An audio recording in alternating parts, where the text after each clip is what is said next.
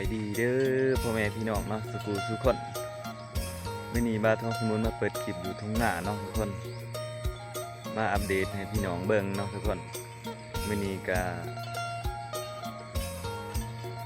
พายุเข้าอีกแล้วเนาะทุกคนว่าทั่ววันที่26กับวันที่16เนาะทุกคนแค่นี้เนาะทุกคนมื้อนี้ก็แล้วเรียบร้อยแล้วเนาะเกี่ยวข้าวเนาะทุกคนแล้วกันประมาณ2 วัน 3 วันเลยเนาะทุกคนไม่ได้ทายเนาะตอนเนาะเกี่ยวเนาะทุกคนแบบว่ามันมีเวลาเนาะทุกคน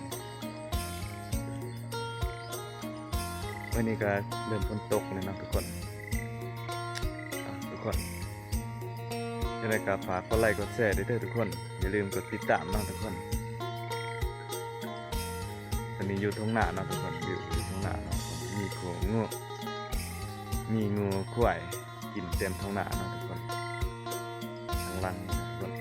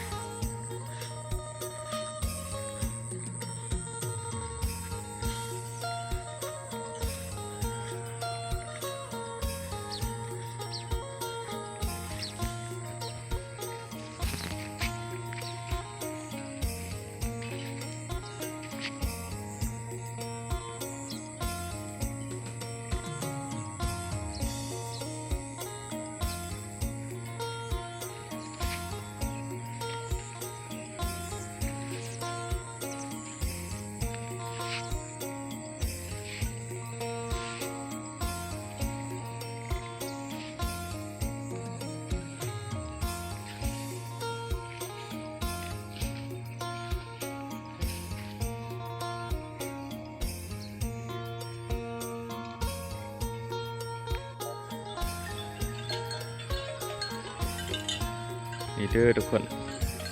คอยเต็มให้หนาเลยเนาะทุกคนก็ถูก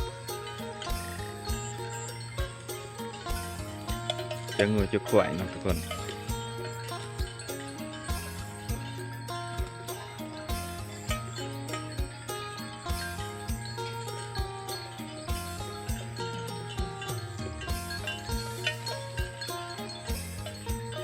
มื้อนี้ก็ฝนตกเนาะทุกคน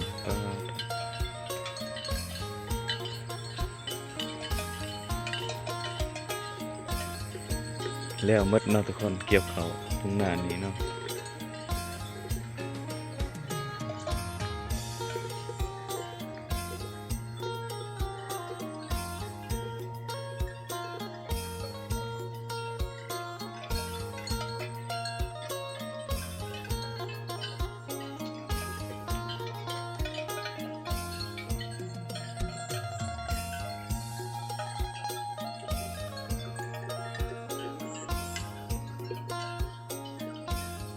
ตกเนาะทุกคนนี่ก็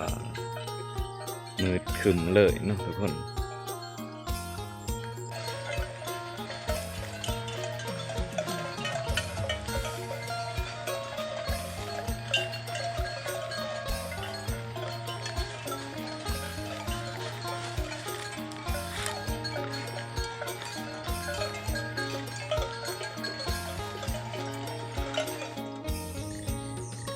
มาตัดภาพอยู่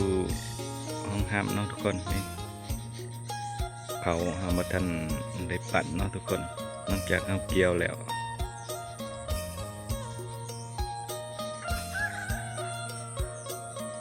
น้ำกลางหน้ายังอยู่ทุกคนเอามาได้ปั่นเนาะ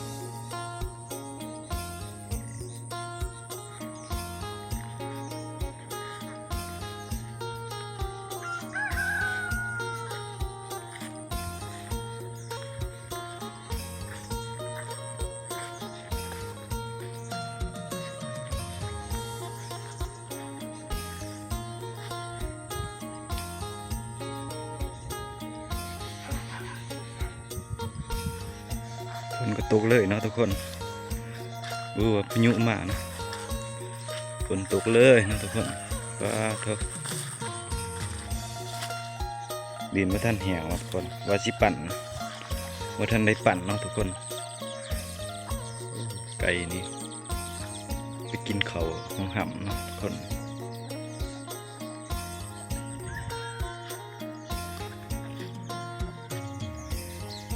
ได้ประมาณนี้เนาะทุกคนบ่ได้หลายเนาะทุกคน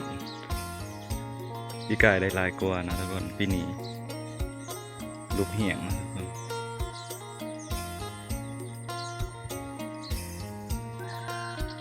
แล้วหมดเนาะทุกคนไม่นี่กับฝนตกเนาะทุกคน